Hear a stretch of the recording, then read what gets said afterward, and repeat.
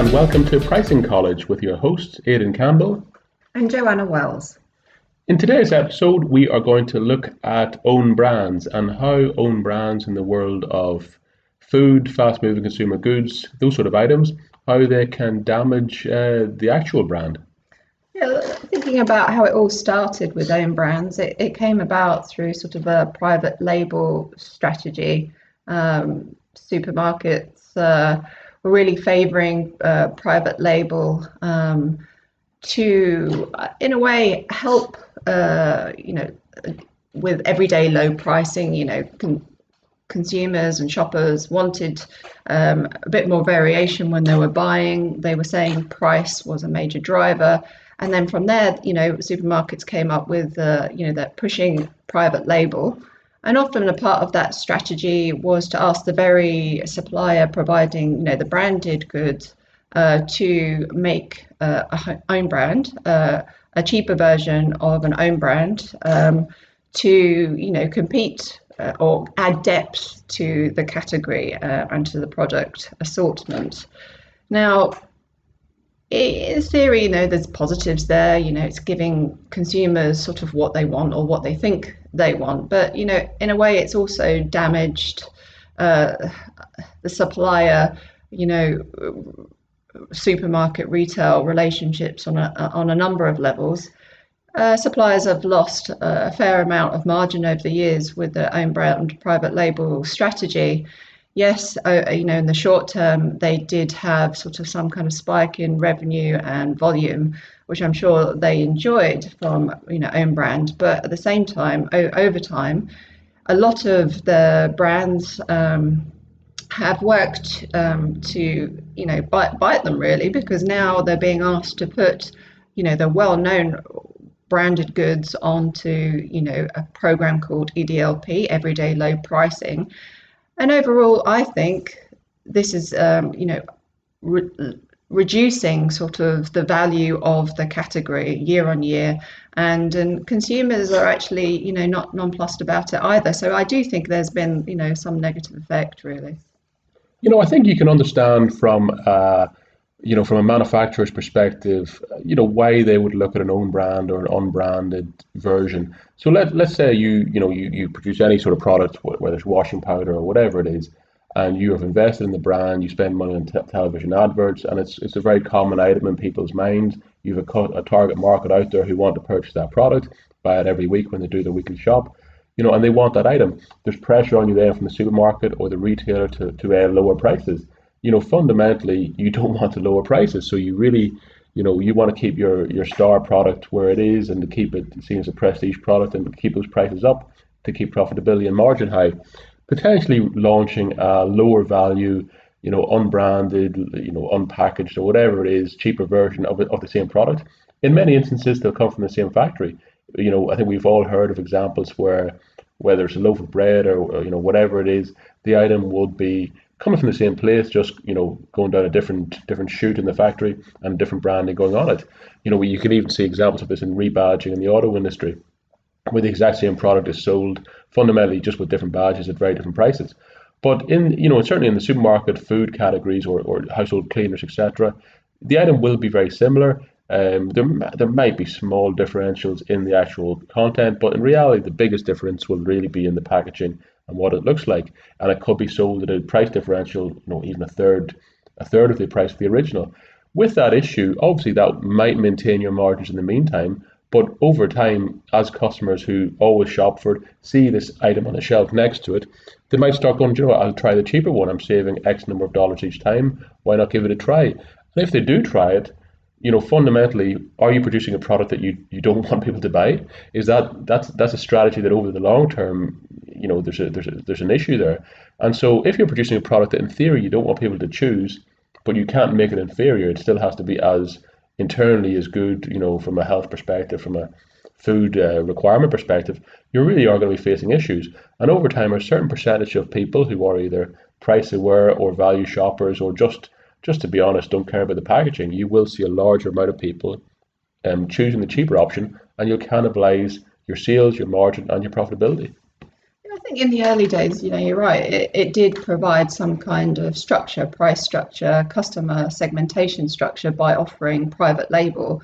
You have so a few years ago there would have been, I'm thinking, Kellogg's, for instance, they were leading in the market. Everybody went to the Kellogg's brand, but there needed to be more variety within their sort of category for people. So offering that own brand was a good idea. You could go, I just can't, I don't, especially for price sensitive consumers that wanted that Kellogg experience, but they just felt they weren't willing to pay, couldn't afford it for some reason. In the basket of good, total spend went up, so they wanted to make allowances and wanted to then go to own brand. That makes complete sense. There's logic. You've got your good, better, best strategy working quite well. But what's happened over time with just yet another own brand, another variation of, say, let's just use the Kellogg example here. What you end up having is just a huge amount of assortment of one product. Just thinking about that, just think about the supermarket aisle. When you go through, the cereal, aisle and the snacks aisle, it's row upon row of the same sort of stuff. And this is a result, sort of a negative result almost, of own brand, where you just keep on competing with that, expanding that same product category and just keep working it and working to it until there's no variety left in the supermarket. And this is a major issue for customers going to the supermarket now. And this is why a lot of consumers and shoppers are going elsewhere for their basic groceries, because there's a lack of variety in the supermarket based on private label EDLP strategy. So they go to niche, smaller businesses that provide them what they want, and they're willing to do the homework for that. And surprisingly pay more. It's not a surprise because people do want diversity in their grocery goods, as well as in their price points. And it's the business that provides that, and the pricing team that sees that, that are going to win that market share, the niches that arise out as a result of all these different strategies. Yeah, I think a lot of this is short-termism versus long-termism. Obviously, in the short term, an own brand strategy can seem sensible for even if you're producing branded goods, you can justify to yourself why you would go along with it. But if you're not really differentiating the value, really understanding the drivers between why people are purchasing your product, especially if it's something, let's say, that you're not showing to people, that's not really, a prestige item, let's say a washing powder, where theoretically, there might be studies that show a branded washing powder performs 10% better than an unbranded version. But if one costs three times the price of the other, is the 10%, whereas I don't believe for a minute that one performs three times as good as a similar one on a similar shelf. And at least you'd work it out after one or two tries. So you are going to undermine your brand offer if you don't invest in the value that you provide, and if you don't protect that value through moats or some sort of mechanism where the unbranded version has to be discernibly inferior in performance or reliability or some other aspect. If it's not discernibly different, people over time will become aware of that and just choose the cheaper one. Yeah.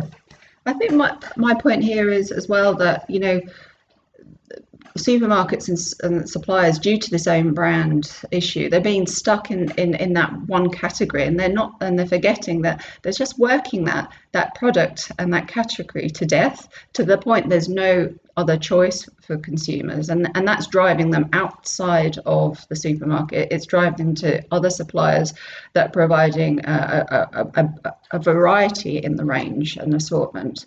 So what I'm saying is sometimes own brand and that sort of competition to compete based on price, not only do you cannibalize your own brands by doing that, you actually stop thinking about the market and what customers actually want to buy. Yes, you may provide them all the cheapest possible products, variation of the same product, but yet they still don't buy. Why? Because they want to buy something else. And this is where big leading brands are now finding that it's the smaller entrants providing that are really the big competitors in the market for them now. And it's even their lean down cost focused and streamlined manufacturing is not enough to compete with them, because the product innovation from leading companies is too slow. They're not thinking about how people consume, what they want to consume. They're just thinking about that sort of, private label, typical sort of strategy, because their whole manufacturing operational capability is based on a very small and range of brands that were almost yesteryear brands. And unfortunately, consumers and the market are moving on, and it's the agile, smaller startups that are providing exciting new tastes at price points that people can afford are the ones that are winning now. The other aspect of it is if you're investing in a brand, it really takes years and years to do it. It really takes years for it to gain, customer awareness. There's a large upfront expense, product development, distribution, advertising, marketing, getting it to where it is a mass brand. You don't want to kill that golden goose before it actually pays off. And if the entire supermarket industry is dedicated to, as soon as possible, pumping out cheaper alternatives to your brand, why would you even invest in developing new products or services through that sales mechanism? It's almost like it's almost dooming it to failure. And so sometimes I think when you're going to the supermarket and you're thinking, what will you have for dinner? And you think there's limited options to some extent. It seems sometimes everyone just eats chicken and there's there's limited options to some extent. And you're thinking there's got to be more than this. But if there's no financial incentives for people really to pursue it, I think to some extent it is logical that over time it becomes more just similar stuff. And I think, a lot of suppliers, new entrants, new startups in the grocery game, look at a potential relationship with a supermarket retailer and think, do you know what, I don't want to go down that same old route like everyone else is doing, where basically they buy my brand because it's something new, it's something that people like, and then within no time at all, I'm told to reduce prices, I'm told to provide an alternative, an own brand, a cheaper variation to provide some kind of distinction, an attraction mechanism for price sensitive customers. And then over time, I'm told to promote and fund that promotion. A lot of people just like, you know what, I can do my own distribution. I can do my own marketing. I can target the niche audiences that I want online, and I'm going to invest in online to really find my niche, find my customer base, and give them what they want. And this is exactly what's happening now, and what's happening to the supermarket retailers and leading suppliers that serve that old-fashioned market. That they're struggling. They don't even have that sophisticated online strategy by segment, by price point to attract the right customers. So this is what's it's a long story that all comes from that an interesting private label issue, and I suppose it all ties up together. What is clear, things have to change. Distribution is changing. There are new entrants. IT and having an IT capability is going to be enormous for everybody, leading companies, smaller entrants. They've already got a niche foothold in that market and are really pulling that. And they're not going down the private label own brand because they know over time that's just going to ruin their business. Not just their brand, their business. And it's going to upset the customers. And there's one thing that startups do really focus on, and that is their customers, because they know if they don't hit it with their customers, i.e. give them what they actually want when they want it, then they're not going to survive. I think there's a lesson here for leading businesses too. So that's your lesson for today. Okay, that's it from me. Thanks. Yeah, thanks a lot. Bye.